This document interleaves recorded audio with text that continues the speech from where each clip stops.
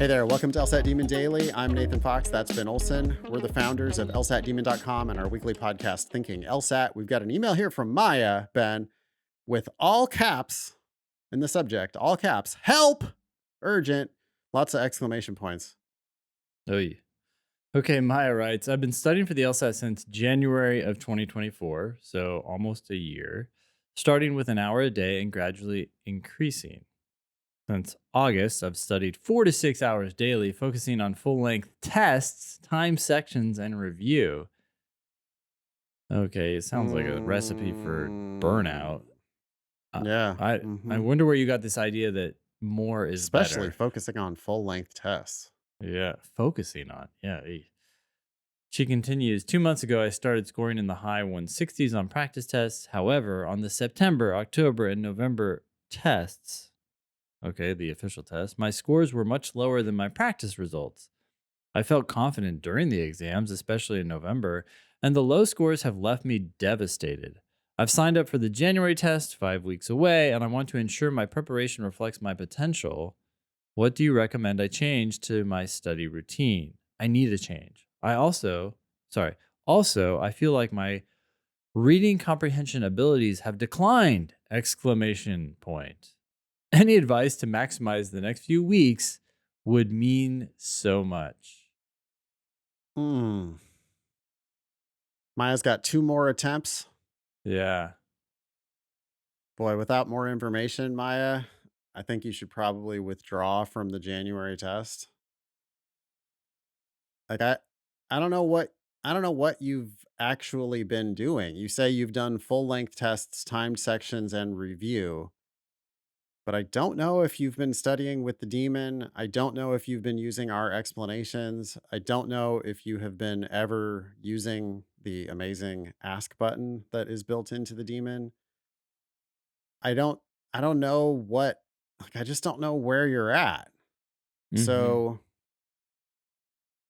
this would be a great question to ask me in class, because if we were on Zoom and you were asking me this question, we could have Mm-hmm. a wide-ranging discussion of exactly how you're reviewing and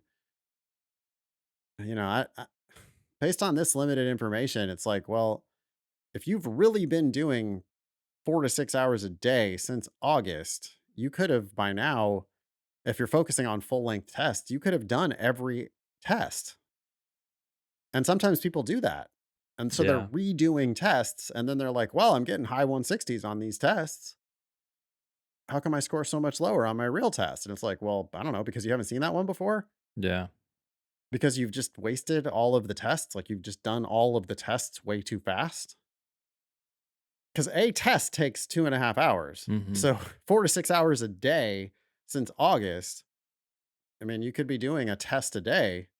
You would definitely have run out of tests by now. I don't know. What do you think about Maya? I feel like Maya's mentality is that more is better. Any advice to Yeah. maximize the next few weeks would mean so much. And Right. sometimes in life when you try too hard, you just end up making things worse. Cut it back and treat the test with way less respect. Right. Right. You know, you've probably been doing something different on your on your real tests. The only thing you're telling us here about your real tests is that you felt confident during them. Sometimes when people feel confident during the tests, they're like, oh, today's the day that I'm going to score the highest score I've ever scored. Hmm. And they rush through. They don't really understand. They pick answers that feel good or sound good, but they're not actually, they're just sort of willfully ignorant. You know what I mean, Ben? Where people are just kind of like, well, but no, I mean, it said, and they like read one part of the answer. They're like, well, Like, isn't that the yeah. answer? Because it says these three words that are exactly what I was looking for. And it's like, yeah, I know, but Yeah. aren't you seeing the other words there that make it 100% wrong? It's just obviously And they're wrong because it not. says these words. Yeah. These words that you like could be part of a correct answer, but they can't come along with all this other bad answer. Hmm. I don't know. That's what happens sometimes when people feel very confident. I also don't know what to make of my scores were much lower. People's definition of much lower varies wildly. Yeah. Maya, maybe try 1 month of LSAT Demon Live and come to our live classes. Come talk to me, come talk to Ben. Like we need to actually find out what you've really been doing. Maybe if you don't want to do that, maybe one tutoring session with one of our tutors at LSAT Demon, Yeah. because it just seems like you do need professional diagnosis here of like, well, what are you actually doing? Because I just don't think we have really enough information here. I mean, I think we can say confidently, Maya, stop doing so many full length tests, stop studying 4 to 6 hours daily, bring it down to 1 to 2, focus primarily on timed sections and drilling, and then reviewing Yeah. whatever you do. I mean, immediately after you do it. You don't need to do full length tests really anymore. If you want to do one every other week, fine, but you don't need them. What you need is you need to do questions and review them as Yeah. quickly as possible. No, as I have soon a after you do feeling them that as possible. Yeah. Sorry. I have a feeling that Maya was reaching the high 160s, like barely once in a while, getting a 167 Yeah. with very low understanding. Hmm. I just have a feeling, right? She's emphasizing full tests and timed sections. So she's got to be finishing the sections. She's pulling the lever. Yep. She's forcing herself through it. She's like, nope, I'm going to do the whole thing. I'm going to do all these questions. And then, oh, once in a while I score a 161. Once in a while I score a 168. Yeah, cool. Great. I'm in the high 160s now. And it's like, Yeah. yeah, dude, but you're, you know, you're missing, you're missing 6 or 7 questions per section, which Hmm. means that there's another 6 or 7 that you don't really understand. So you're going to have high variance and low understanding and feeling confident. I don't know. Is that like really a goal? No. I guess feeling confident is good, but you should be solving the questions. I don't I don't know, Ben. Do you like if I were to walk away from a test, I would, it would be more like I would either be really confident or not confident at all, I guess. It would be like, well, yeah, I solved those questions or not.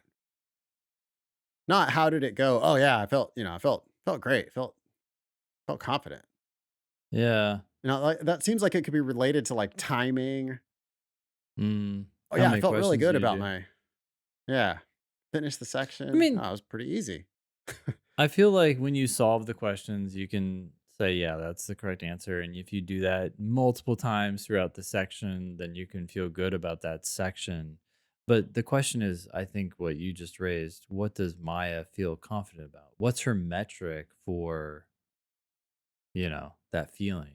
And if it's number of Yeah. questions completed and completed them quickly, mm, Yeah, there were a few words there that I liked on that one. I feel great about that. Boom. Okay, there's a yeah. few words there in that answer that seem like it's right. And that's got to be right. Yeah, that's right, Mm, right? Yeah, sure. Boom. And it's like, yeah, then you get your scores back and they're devastatingly lower than what you thought they should be mm-hmm, because you weren't really doing it. You weren't actually solving those questions. mm-hmm. Come to class, Maya. 1 month of LSAT Demon Live. Come talk to me. Go talk to Ben and talk to all of our other amazing teachers and get like actual diagnosis where we can, ask you questions back. Thanks, Maya. Email daily at lsatdemon.com if you'd like to ask us a question or share some LSAT or law school admissions news. Thanks for listening.